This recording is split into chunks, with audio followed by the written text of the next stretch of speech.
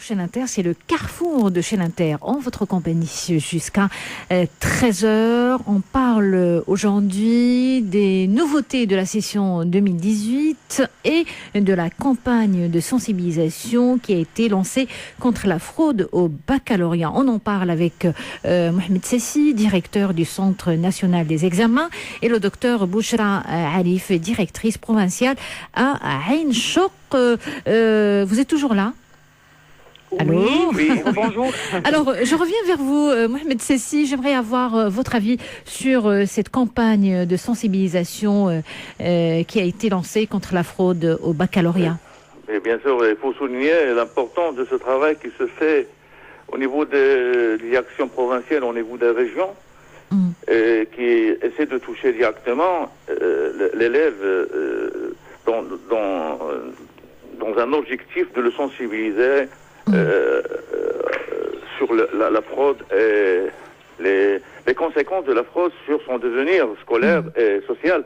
Parfois, et nous trouvons que ce travail qui se fait au niveau du terrain croise parfaitement la préoccupation première pour nous, qui est de sécuriser les examens de baccalauréat et de protéger la fiabilité et la validité de ces résultats. Bien sûr, ça se conjugue avec beaucoup d'autres mesures qui sont prises au niveau des procédures de la passation. Par exemple, l'interdiction du port du portable dans les espaces réservés aux examens, dans l'organisation des salles d'examen, le nombre d'élèves, le nombre de surveillants, dans le contrôle de tout le processus pour s'assurer qu'il n'y a pas de comportements qui peuvent impacter la fiabilité des résultats. D'accord. Ceci s'ajoute, c'est un travail qui se fait pour contrer, pour lutter contre la triche, essentiellement la triche par la nouvelle technologie. Justement. Les sites qui procèdent à la publication un peu tôt, précoce des sujets d'examen pour faciliter la triche aux examens du baccalauréat. Il y a un travail qui se fait en coordination avec toutes les autorités compétentes pour un peu réduire la marge, ni de réduire la marge de laisser aux intervenants dans cette action qui porte atteinte essentiellement à l'image du baccalauréat marocain. Mohamed Sessi, justement, concrètement, quand est-ce qu'on parle de fraude, docteur Bouchra Arif? Mohamed Sessi a cité les smartphones, par exemple. Alors, concrètement, quand est-ce qu'on parle de fraude? En fait, fraude, c'est toute opération ou toute action qui n'est pas permise lors des examens. Bien sûr, ça peut être maintenant, on est dans l'ère digitale, donc il y a recours aux téléphones portables et smartphones, mais aussi l'utilisation des documents qui ne sont pas permis, aussi parler avec un autre candidat, faire passer une réponse à un autre candidat, tout ça, ce sont des formes de fraude. Et justement, en cas de flagrant délit de fraude ou tentative de fraude, à qui incombe justement la responsabilité de cesser la fraude? Il y a les surveillants lors des examens, donc il y a des surveillants, 2 surveillants par classe, donc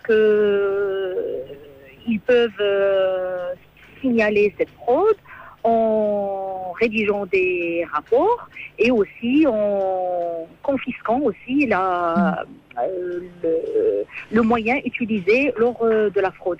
Il y a aussi des commissions, des commissions ou des équipes mobiles plutôt, qui sont équipées de détecteurs de métaux, qui sont aussi détournés dans tous les établissements pour détecter s'il y a l'utilisation des appareils électroniques ou des téléphones portables. Aussi, dans chaque centre d'examen, il y a un observateur qui observe la qualité de l'examen. En parallèle aussi, il y a des observateurs à l'échelle nationale qui font le même travail. Tout ça, c'est pour assurer la qualité, c'est pour assurer la transparence et aussi pour garantir l'égalité des chances pour tous nos candidats. Justement, vous avez évoqué l'arsenal anti-fraudeur. Vous avez cité le détecteur des téléphones portables. Il y a aussi le brouillage des téléphones portables. Est-ce que le surveillant peut empêcher le candidat de poursuivre son examen ou l'épreuve en cas de flagrant délit de fraude? Bien sûr, en cas de flagrant délit, comme j'ai dit, l'outil utilisé pour la fraude, il est confisqué et un rapport est rédigé et il sera confisqué de l'examen. Est-ce qu'il peut poursuivre l'épreuve?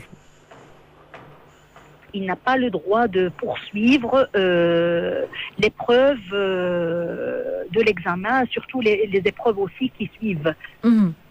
D'accord. Bien sûr, si c'est un cas qui est signalé avec un outil de fraude. Alors, tricher au bac est considéré comme une fraude. Alors, que risque-t-on en cas de fraude au bac? Justement, l'application de la loi, elle était très claire. D'abord, il faut juste signaler que depuis l'année dernière, nous avons fait une grande sensibilisation à cette loi auprès des élèves ainsi qu'auprès des parents élèves parce qu'il y a un engagement qui doit être signé par les candidats et en cas ça dépend de l'âge aussi, par les parents. Donc, cet engagement porte sur le fait de bien le fait d'être au courant de tous les risques qu'un élève ou qu'un candidat court s'il fait recours à la fraude. Donc ce sont les conséquences peuvent avoir de l'influence sur le parcours scolaire de l'élève. Donc il peut être selon les cas, selon les commissions après qui se font pour étudier chaque cas et chaque dossier. Donc il peut y avoir un arrêt des examens allant d'une année jusqu'à 2 années. Ils peuvent avoir une amende financière qui peut aller jusqu'à 100 000 dirhams, de 5 000 jusqu'à 100 000 dirhams, aussi selon les cas. Il y a aussi le risque de prison aussi selon les cas. D'accord. Mohamed Sessi. Mais je veux juste aussi clarifier que quand on dit il sera privé des examens certificatifs, ça ne veut pas dire qu'il sera privé de la poursuite de sa scolarité. C'est-à-dire, s'il a été jugé qu'il va, par exemple, qui va pas être permis d'avoir son examen baccalauréat l'année prochaine, mais il peut suivre sa scolarité. Donc, le ministère tient à ce que tous les élèves suivent leur cursus scolaire. D'accord. Alors, qu'est-ce qu'on peut dire d'une manière générale sur l'importance de la sensibilisation? Mohamed Sessi. Oui, tout d'abord, moi, je voudrais souligner un élément important relativement à la définition de la fraude aux examens. En se référant à la nouvelle loi sortie en 2016, la fraude, les cas de fraude ne sont pas seulement les cas qui sont détectés lors de la passation des examens, mais il y a les cas qui sont détectés lors de la correction. Et ça, c'est une nouvelle dimension qui est introduite dans le texte de loi de 2016. Oui. Ça veut dire les cas de concordance totale des réponses, que ce soit les réponses produites par 2 candidats qui ont passé l'examen à la même salle, ou la concordance entre la réponse fournie par l'élève et une réponse qui a été publiée sur l'Internet et dans les réseaux qui deviennent très actives en cette période des examens sont considérés comme des cas de fraude et sont traités ainsi. Et ça, c'est important. Ça veut dire que pour nous, on peut manquer de moyens et d'efficacité pour ce qui est de la détection des cas de fraude lors de la passation des examens, mais il y a l'étape de la correction qui nous permet essentiellement de détecter, on va dire, rattraper sur ce point. Voilà. D'accord. Ok, un dernier mot, docteur Bouchra Arif. Je tiens à dire que notre campagne anti-triche est une campagne plus de sensibilisation. Sensibilisation au risque de la fraude, parce que nous voulons tous le bien de nos apprenants.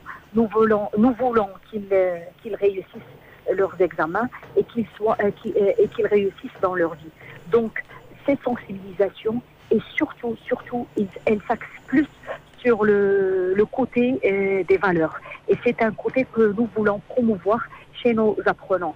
On veut des candidats qui méritent leur réussite et qui soient acceptés dans toutes les universités, dans toutes les écoles, avec toute transparence et tout mérite. Et nous souhaitons vraiment la réussite pour tous nos candidats. Mohamed Sassi, un dernier mot sur l'importance de ces nouvelles filières de cette session 2018. Oui, c'est un grand effort qui a été consenti par le système éducatif pour créer des filières afin d'augmenter la probabilité de croiser les différents projets personnels des candidats qui arrivent à ce stade du baccalauréat. On a pu remarquer dans les années précédentes qu'il y a un bon nombre de candidats qui quittent le système sans qu'ils puissent avoir leur bac. Et c'est pas parce que ils ne sont pas capables d'avoir leur baccalauréat, mais peut-être ce qu'on leur propose comme filière et comme spécialité ne correspond pas à leur profil ou peut-être à leur projet. C'est ça l'important. C'est ça l'important, c'est d'essayer de faire de la certification un moyen pour mieux répondre aux besoins des jeunes pour ce qui est de leurs études post-bac. Et pour une meilleure orientation, on va dire. Bien sûr, c'est ça, c'est l'orientation. Quand on parle de projet personnel, c'est l'orientation. Oui. En tout cas, merci beaucoup Mohamed Sassi, directeur du Centre national des examens. Merci à vous, docteur Bouchra Arif, directrice provinciale à Ain Choc. Merci d'avoir répondu à notre invitation. Merci à vous. Merci, au revoir. Midi 47.